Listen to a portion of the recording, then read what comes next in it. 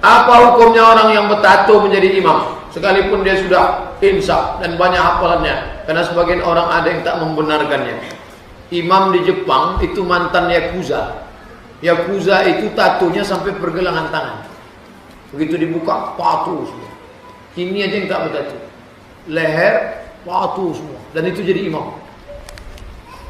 Taubat berkat jamaah tabligh. Karena yang bisa mentaubatkan yakuza itu jamaah tabligh. Yang berani menepuk tato-tatonya itu, mas, taubat. Nah, itu jamaah tabligh. Akhirnya taubat.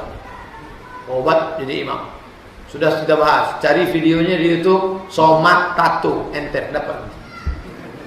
www.youtube.com, tulis di situ Somad Tato, dapat. Kalau mau kaji lengkapnya. Tapi kesimpulannya, tato tidak najis.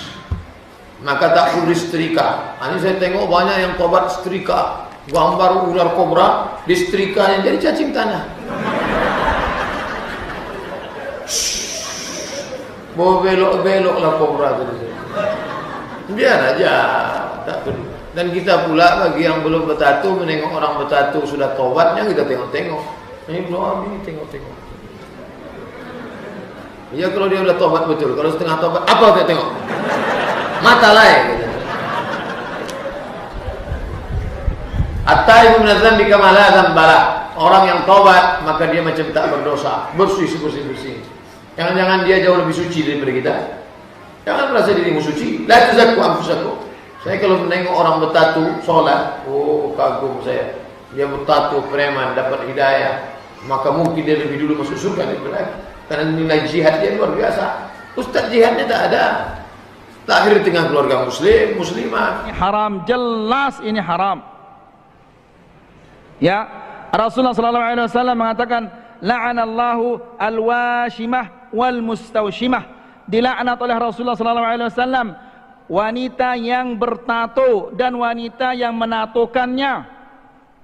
Ya, karena biasanya dengan laik supaya apa? Alisnya nyentet. Apa sih?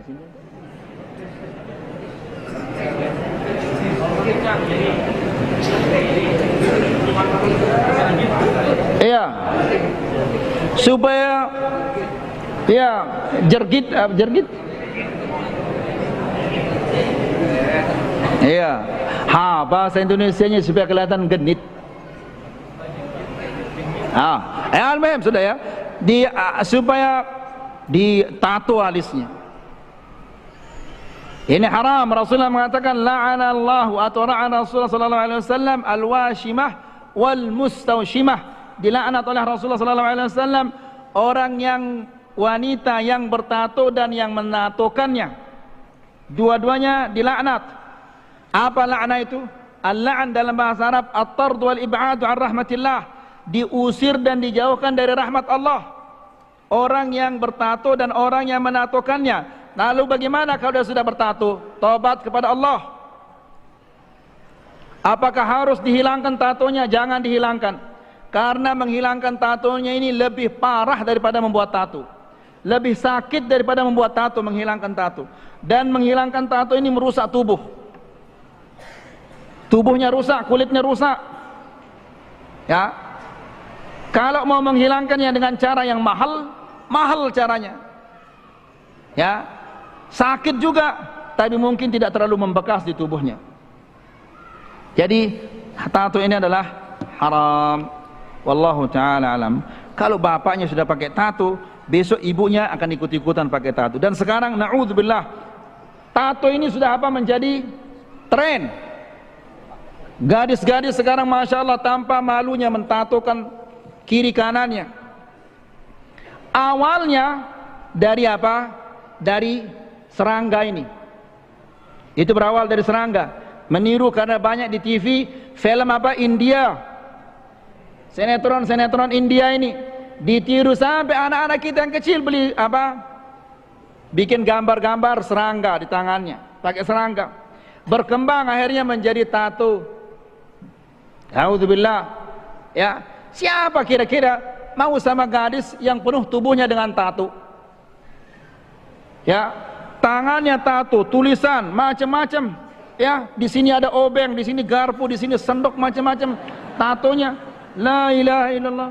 Siapa yang melamarnya ini? Ya, mungkin kalau bisa disembunyikan pada malam pertama dilihat banyak tatonya, ini mungkin dicerai dia. Wanita apa ini? Ya, semua isi kebun binatang ada di tubuhnya, la ilaha illallah. Kemudian tulisan-tulisannya kotor sekali. Ya, apakah dia tahu atau tidak tahu artinya dalam bahasa Inggris? La ilaha illallah. Pernah di pom bensin, saya temukan perempuan ada kata-kata sangat kotor di tatonya. Saya turun dari motor, saya tanya, tahu kamu arti ini? Tahu. Enggak malu kamu ini? Diam dia, langsung dia jalan. Dia tahu artinya sangat kotor di tatonya. La ilaha illallah. Na'udzubillah. Ini ikhwani fiddin azakumullah. Ya, jadi fitnah ini luar biasa. Ini sekarang, lalu besok entah bagaimana lagi. 3.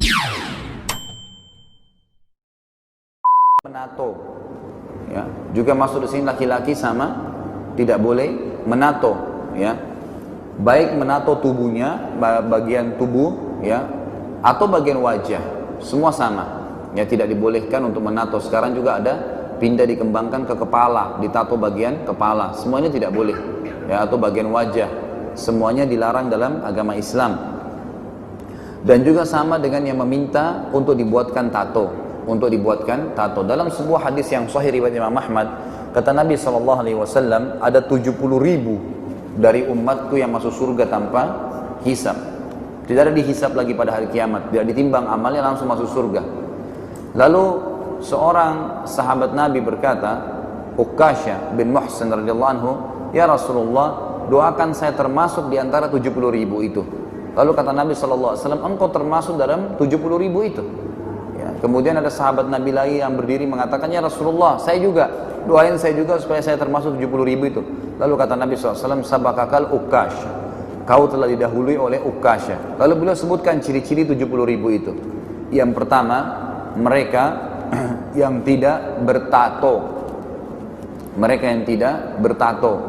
Kemudian mereka yang tidak bertatayur, menggantung nasibnya dengan benda, dan mereka hanya bertawakal kepada Tuhan mereka.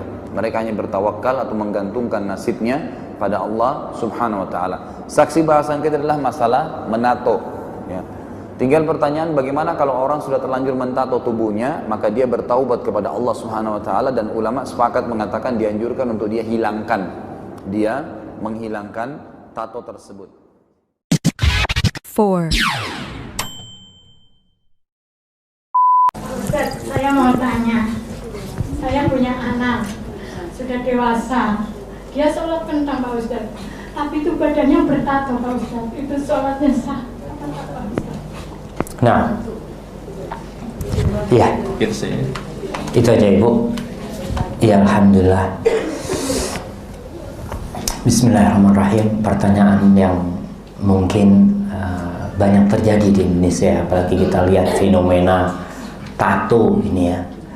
Anaknya Ibu sholatnya kencang sekarang, dulu? Ya, kalau mamanya bilang sholat, dia sholat gitu. Alhamdulillah. Dia suka, kalau ada masalah sedikit, dia kayak mau bunuh diri kayak gitu loh. Tapi saya suka mendekatin ke dia, ya nurut lah Ustaz. Alhamdulillah.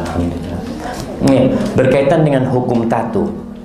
Hukum tato, kata Rasul SAW, la'anallahu al-washimata wal-mustawshimah. Allah Jalla Jalaluh, atau la'ana Rasulullah SAW melaknat perempuan-perempuan yang mentato atau minta ditato. Jadi dulu tato itu adanya di kaum wanita, bukan di kaum lelaki. Karena apa? Disebutkan oleh para ulama, perempuan nih merasa kurang.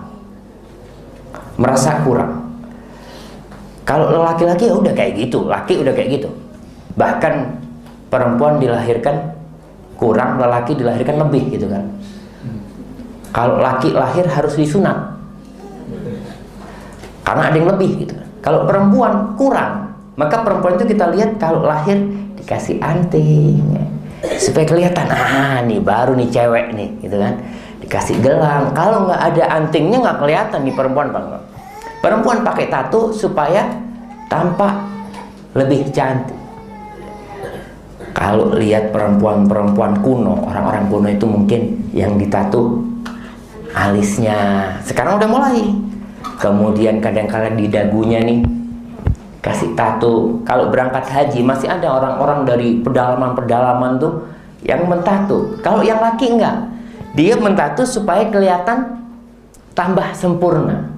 Muncullah kemudian generasi lelaki-lelaki yang enggak pede dengan yang Allah berikan kepada dia. Dia nggak pede, padahal badannya udah gede gitu ya, masih nggak pede. Akhirnya dia pasang tato gitu loh. Subhanallah, emangnya bagus di tato gitu kan. Dia karena nggak pede, dia pasang itu. Tetap dilaknat. Lelaki dan perempuan pun sama-sama dilaknat dengan tato. Berkaitan dengan sholatnya, apakah sholatnya sah atau tidak? Orang yang mentato itu air sebenarnya masuk ke pori-porinya. Jadi tato itu di bawah kulit. Gitu, kan? Di bawah kulit. Dia itu di bawah kulit, bukan di atas kulit. Beda sama cat. Jadi ada ibu-ibu yang mencat apa? Kutek. Iyalah, kutek kan. Kita mah yang biasanya dipasang di kuku ya. Itu nggak sah sholatnya.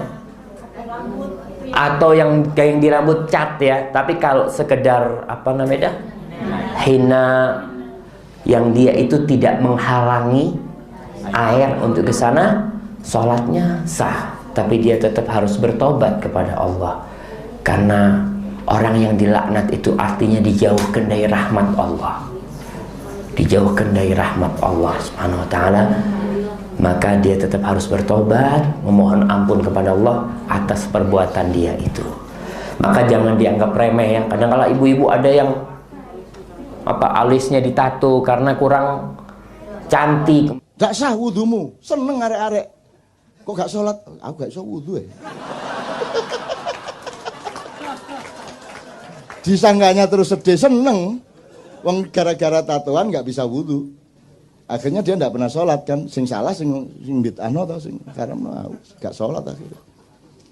Jadi kalau Anda ingin tidak sholat, mulai besok tatuan.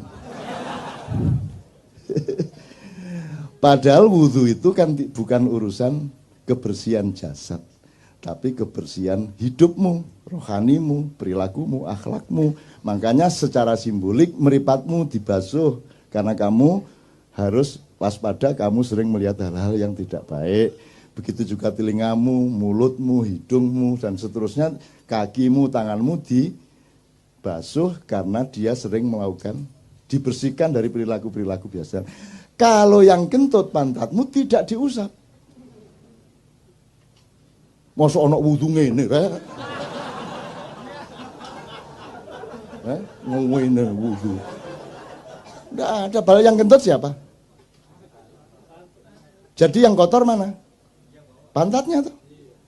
Nah jadi ternyata wudu itu bukan urusan kotornya badan. Wong buktinya yang dicuci mukanya. Kalau Anda tidak paham soal ini, lama-lama badanmu bertengkar sendiri.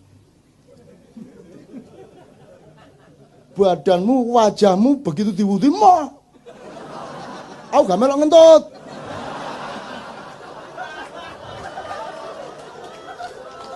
Terus ngene, iya. Ku, saya lihat itu, saya ngentut duduk aku